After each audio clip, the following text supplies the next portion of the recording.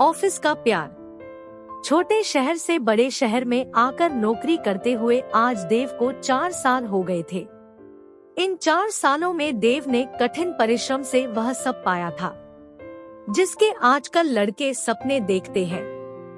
देव के पास आज कार से लेकर हर सुख सुविधा थी। देव अपनी कंपनी में अब बड़ी पोस्ट पर था और न्यू ज्वाइनिंग वालों लोगों को ट्रेनिंग दिया करता था। इस बार न्यू बैच में एक लड़की आई थी जिसका नाम पिंकी था। पिंकी सिंपल और बहुत ज्यादा सुंदर थी। एक छोटे गांव की रहने वाली थी और डरी और सयानी सी रहती थी। कुछ दिन पहले ही नौकरी लगने की वजह से वह शहर आई थी। ना ही उसको यहाँ पर रहने के लिए ठीक से जगह मिल रही थी, ना ही उसको कोई ऐसा दोस्त जो उसकी मदद कर सके। पिंकी की हालत देखकर देव को अपने दिन याद आ गए। उसको भी पहले ऐसी ही दिक्कतों का सामना करना पड़ा।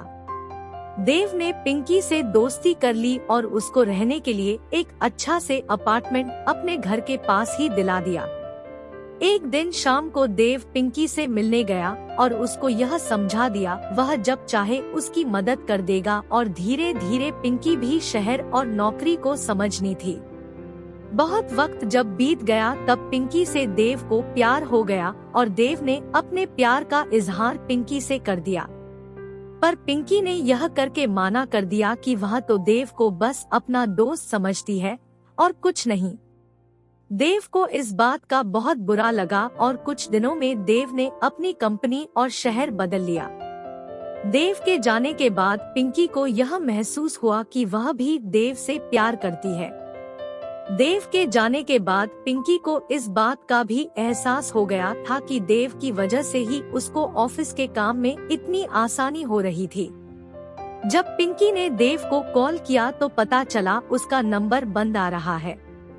पिंकी दिन रात देव के ख्याल में ही डूबी रहती, ना अच्छे से काम कर पाती और न किसी बात में उसका मन लगता। उसको बस देव ही हर जगह नजर आता। एक दिन पिंकी को देव शॉपिंग मॉल में दिखा। पिंकी दौड़कर उसके पास पहुंची और अपने दिल का सारा हाल उससे कह डाला। पिंकी बात सुनकर देव की आंखों में आंसू आ गए और दोनों एक हो गए। उस रात दोनों ने रात भर बातें की और बीते समय का सब कुछ एक दूसरे को बताया। इस तरह पिंकी और देव दोबारा एक हो गए और साथ रहने लगे। दोस्तों, आपको नई लव स्टोरी कैसी लगी हमें कमेंट करके जरूर बताएं और चैनल को सब्सक्राइब करना ना भूलें। धन्यवाद।